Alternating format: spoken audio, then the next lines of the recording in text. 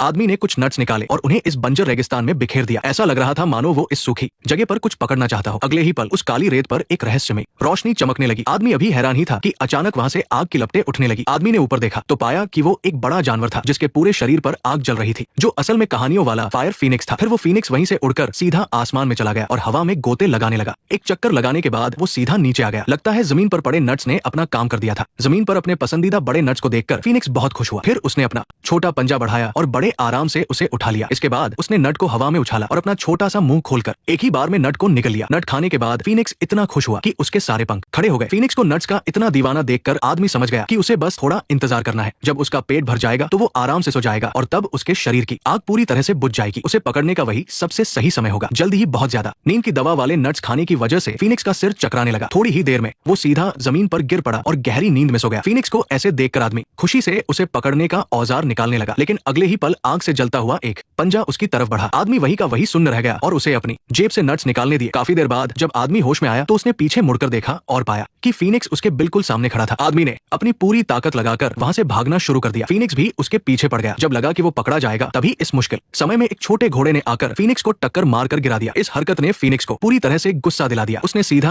अपना सबसे बड़ा वार किया और जान बचाकर भाग रहे छोटे घोड़े को वही रोक लिया। जैसे ही वो छोटे घोड़े को खत्म करने वाला था उसे अचानक लकड़ी के नीचे एक नट दिखाई दिया। उसने तुरंत घोड़े को छोड़ दिया। अगले ही पल छोटा घोड़ा लकड़ी के साथ खाई में गिर गया। फीनिक्स नीचे झुककर नट खाने ही वाला था कि अचानक एक छोटी गिलहरी आई और नट ले उड़ी। इस तरह फीनिक्स के हाथ कुछ नहीं लगा। गायब हुए नट को देखकर उसे पक्का यकीन हो गया कि नट उस आदमी ने ही लिया है। इसके बाद उसने अपनी जादुई ताकत का इस्तेमाल किया। वो जहां से भी गुजरा वहां आग का समंदर बन गया। आदमी जल्दी ही एक ऐसी जगह फंस गया जहां से बचने का कोई रास्ता नहीं था। तभी फीनिक्स ने अपना पंजा बढ़ाकर आदमी से आखिरी नट देने को कहा। अपनी जान बचाने के लिए आदमी ने चुपचाप वो नट उसकी तरफ फेंक दिया। फीनिक्स ने नट मिलते ही उसे एक बार में निगल लिया, लेकिन किसे पता था कि अगले ही पल उस पर नशा छा जाएगा। वो बेहोश होकर सीधा झील में गिर पड़ा और उसके शरीर की सारी आग बुझ गई। अगली सुबह तक आदमी ने फीनिक्स को लोहे के जाल में बांध दिया था। अब वो आग नहीं निकाल सकता था। ये जानकर कि आदमी उसे महल ले जाने वाला है, फीनिक्स दुखी हो गया और उसके आंसू छलक पड़े। उसके उबलते हुए आंसुओं को देखकर आदमी हैरान रह गया। फीनिक्स को इस तरह मरने की हालत में देखकर आदमी को दया आ गई और उसने तुरंत उसकी भारी बेड़ियां खोल दी। लोहे के जाल से आजाद होते ही फीनिक्स का शरीर फिर से गर्म होने लगा। देखते ही देखते उसका पूरा शरीर आग से भर गया और उसमें फिर से नई जान आ गई। इसके बाद उसने आदमी के लिए एक गर्म और कई रंगों से चमकता हुआ पंख छोड़ दिया, लेकिन आदमी ने राजा का आदेश मानने से मना कर दिया और फीनिक्स को वापस नहीं लाया। वापस लौटते ही राजा ने उसे पकड़ लिया और सीधे फांसी पर चढ़ाने का हुक्म दे दिया। राजा के इल्जाम सुनने के बाद आदमी ने सफाई दी कि उसने फीनिक्स को पकड़ लिया था, लेकिन बाद में उसे छोड़ दिया। आदमी की बात सुनकर सब हैरान रह गए। जब किसी ने उस पर विश्वास नहीं किया तो आदमी ने तुरंत फीनिक्स का दिया हुआ पंख निकाल कर दिखाया, लेकिन उस समय वो पंख लोहे के कबाड़ की तरह मुड़ा हुआ और बेजान था। राजा ने तुरंत आदमी का सिर काटने का आदेश दे दिया। तभी वो बेजान पंख अचानक जल उठा। महल के ऊपर अचानक एक फायर फीनिक्स दिखाई दिया। उसने एक चक्कर लगाया और सीधा टावर की चोटी पर बैठ गया। उसके शरीर की चमक ने पूरे महल को रोशन कर दिया। फीनिक्स के आने से साबित हो गया कि आदमी सच बोल रहा था। लोगों को खुश देखकर राजा को मजबूरन आदमी को छोड़ना पड़ा और इनाम में उसे शानदार कपड़े भी देने पड़े। लोग उस आदमी के आसपास खुशी से नाचने गाने लगे। वो सबका चहेता बन गया था। ये सब देखकर राजा बहुत जल भुन गया। कुछ ही दिनों बाद राजा ने फिर एक गंदी चाल चली। उसने बर्फ के देश की राजकुमारी से शादी करने का बहाना बनाया और आदमी को उसे वहां से लाने को कहा। एक लंबा सफर तय करके आदमी बर्फ के देश पहुंच गया। उसे अंदाजा नहीं था कि वो देश बादलों को छूने वाले बर्फीले पहाड़ों पर है। 3 दिन और 3 रात चढ़ाई करने के बाद वो आखिरकार बर्फ के देश के दरवाजे पर पहुंचा। दरवाजे पर कोई गार्ड नहीं था तो उसने चुपके से अंदर घुसने की सोची, लेकिन अगले ही पल सामने एक पारदर्शी बर्फ की दीवार ने उसका रास्ता रोक लिया। जब आदमी सामने की दीवार को देखकर कुछ समझ नहीं पा रहा था तभी फीनिक्स का पंख उसकी जेब से उड़कर बाहर निकला। वो थोड़ी देर हवा में तैरा और फिर सीधा बर्फ की दीवार के अंदर घुस गया। अगले ही पल सामने की बर्फ की दीवार पूरी तरह पिघल गई और पानी जमीन पर फैल गया। अब आदमी के सामने एक बेहद खूबसूरत क्रिस्टल का महल दिखाई दे रहा था। जब उसने पीछे मुड़कर अपने छोटे घोड़े को देखा तो पाया कि पीछे कोई नहीं था। उसका छोटा घोड़ा गायब हो चुका था। उसे नहीं पता था कि घोड़ा अभी अभी पिघले हुए बर्फीले पानी में बहकर पहाड़ के नीचे गिर गया था। शुक्र है कि आदमी के जूते बर्फ के पानी से जम गए थे, जिससे उसकी जान बच गई। आदमी नंगे पैर महल के अंदर गया तो देखा कि वहां बर्फ के कई ताबूत थे जिनमें राजकुमारियां थी। जब आदमी सोच में पड़ा था कि असली राजकुमारी को कैसे ढूंढा जाए तभी फीनिक्स के पंख ने असली राजकुमारी को ढूंढने में उसकी मदद की। आदमी ने राजकुमारी को अपने आने की वजह बताई। ये जानकर कि आदमी का